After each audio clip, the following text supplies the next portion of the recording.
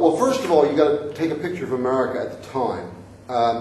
Kennedy had just been elected president.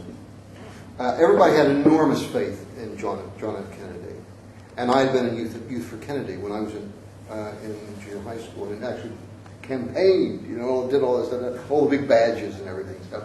And so we really had enormous faith in Kennedy and his administration. We knew that on the other side of the world there were nuclear missiles aimed at us, and we knew that we had nuclear missiles aimed back at them. And we lived under this threat of a nuclear holocaust at any time.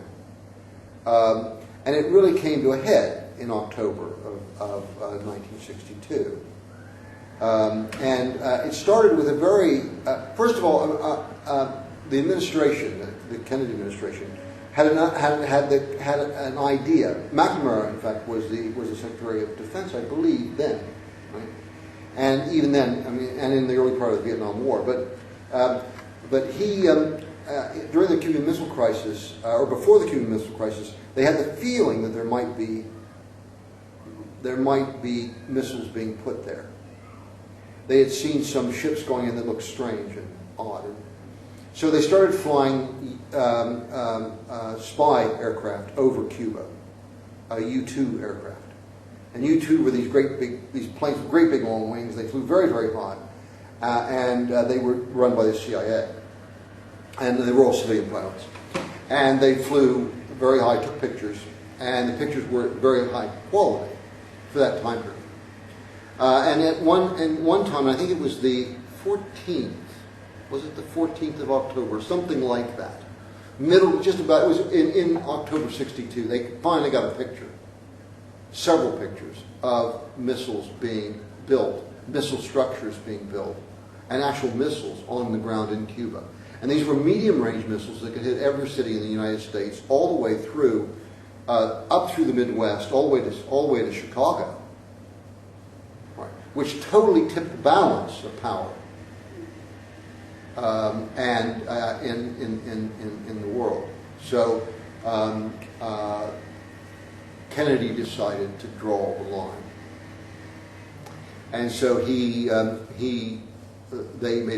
they showed. To begin with, they made an announcement about it, and then in order to prove it to the world, Adlai Stevenson, as I remember, was our ambassador to the UN then, and he showed the pictures of the missile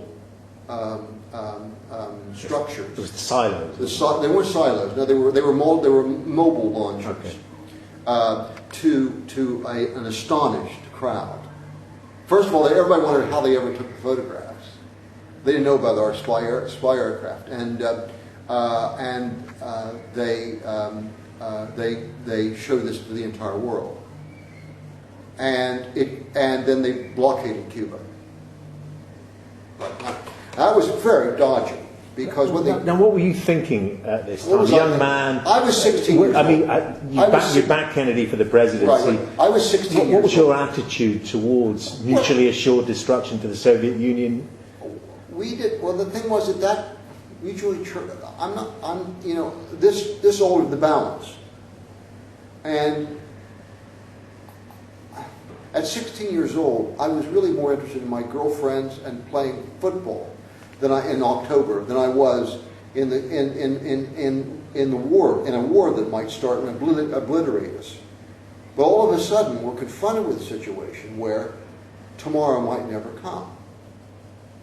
And even McNamara, in one of his talks, I believe it's in The Blur of War, he talks about the Cuban Missile Crisis, and he says it's very strange that it's like you went to bed on Friday not knowing if Saturday would ever come. And that's the way it was. And did you have that feeling? I felt that way. You started, obviously, to follow it very, very closely. And of course minute by minute? Well, certainly, hour by hour. Certainly at school, it was being televised at our high school. What was going on? The blockade. And you have these ships steaming over, don't you? Yes, and there were ships steaming toward Cuba, laden with missiles, and they had American cruisers, destroyers, and submarines off Cuba, ready to stop them. And the Soviets also had naval vessels there, particularly submarines. And what we didn't know was, and what we didn't know until much later, is that the Soviets actually had submarines with nuclear-tipped torpedoes.